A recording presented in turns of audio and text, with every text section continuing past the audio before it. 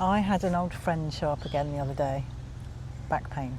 And normally that intense pain would have taken me straight off to see a chiropractor. I would have been taking painkillers, probably rubbing something on it, and I would have reacted really quite drastically to that situation. But this time was different, and I want to share a bit about why it was different, and if you've got pain in your back or other places where it's just kind of unexplained, it happens, comes out of nowhere, I'm going to give you a different frame of reference for the problem. Now, when you have back pain that takes you out, the tendency is to panic, and it's understandable because pain makes you react, it makes you respond. But I had an understanding of the pain that was different from the last time it happened. So first of all, I already have a long-term underlying pattern, habit, in my nervous system, which has tightened muscles over time and become habitually tight, and it has created in me a slight twist, a slight imbalance in my pelvis, and it affects my walking, so I'm a little bit off to one side. And this is something I've been working with through my somatics practice for a long time, because originally the symptom of this problem was pain in my hips and muscles spasming my hip and my leg and all this kind of thing. So my somatic practice has helped me to understand that pattern, that habit. So that's the first thing. And because of that, I knew exactly what I'd done. I had been teaching a yoga class which was full of some standing twists and things that aggravated that old pattern. So I didn't experience pain after doing that, but what happened the next day was I'd set myself up for it when I started picking things up. It was a very light, and this is what often people say, I didn't really do anything, I just bent over to pick something up and it so-called it went. So the nervous system response would have been to tighten muscles, to protect, to go in and brace that area, and due to previous experience of a threat that already existed. So that tightening of muscles locked down that whole area in my sacrum, and then the lowest part of my spine. There was a locking down and a rigidity which came into my back, which meant that I walked like, how I described to my friend, like I was just walking like a gorilla with like something stuck up its bottom. Not a very pleasant sight, and I felt pretty ridiculous. But the sequence of events that led up to that was that my nervous system responded, and you may say, well, it overreacted, but when you are working with old habits and patterns and you're trying to change them, then what you're trying to do is you're trying to create new neural pathways to a better movement, a more balanced movement, which is what I've been working on, improving my gait and my posture.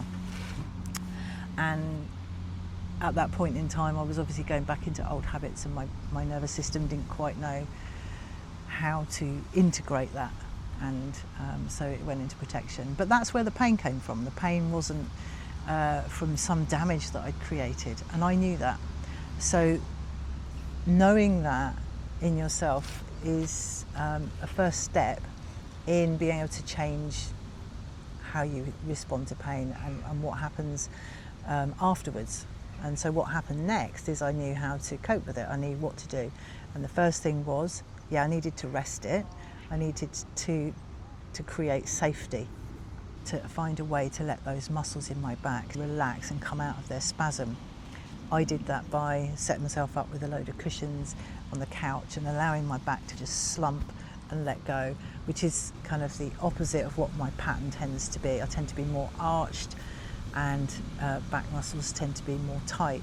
So I did that. It took some time, these things have other purposes of getting you to slow down and just to listen and stop. And I didn't rush off to the chiropractor because I knew it would be painful if they were going to adjust me, trying to take me out of this spasm, but also that it wasn't going to work. It didn't work before. It may give some immediate relief, but really the muscles are tight, and so they just bring you back into the pattern that you're trying to overcome. So you need to be able to change the nervous system. You need to be able to give the right signals to the brain. So it was calming everything down, then spending some time relaxing, and I took a little bit of pain relief a couple of times, I think, just to be able to take the edge off it so I could do certain things.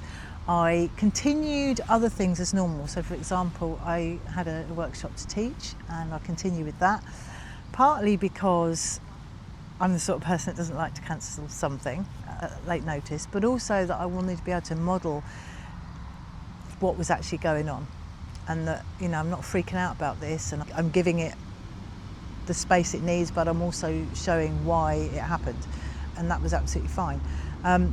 Going back to painkillers, it's not something that I do very regularly, not because I want to suffer, but the reason was because I wanted to be able to feel my way out of it. I wanted to be able to regulate my way out of it, and really connect to what was going on, to respond better in a way that's more helpful. So the main message, I think, from this is that you're not broken, that your nervous system adapts to everything that you do. And if you can tune into those signals and learn how it's adapting, how it's adapted, what you can do to make changes, especially if you're stuck in old patterns that are no longer needed, you can make changes and free up your movement again, and make it so that you can do what I just did, which was went on this lovely walk. Beautiful day, nice countryside. I did about 4 miles, I think, absolutely no problems whatsoever. But this is the time that I use to actually integrate my learning through my somatic practice. So I am aware of my balance and coordination when I walk. I'm aware of how there is a tendency to want to go off to one side, and I'm repatterning that as I walk. And I've just been able to do that fine, having gone through this period of, I think I was out of action for about a week, almost 10 days, because I wasn't in any hurry to go back into the top speed of life. So how do you do that then? Is it just a question of understanding your patterns, like with your mind? No. You can ask questions about, well, what's going on, but you have to be able to feel it. And that is the key. So I understand my patterns and my habits because I've learned how to feel them. I've learned how to sense what's actually going on. That's how I can know that I've overdone it, and that's also how I know I can get out of it and change it. So get into a process of learning and feeling.